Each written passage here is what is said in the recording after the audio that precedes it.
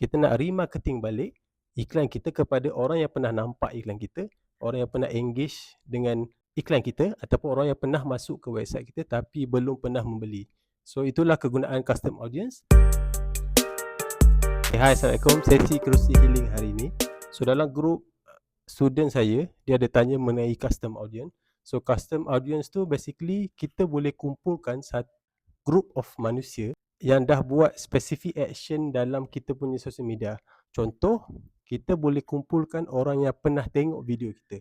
Kita boleh kumpulkan orang yang pernah engage, pernah reply komen kita.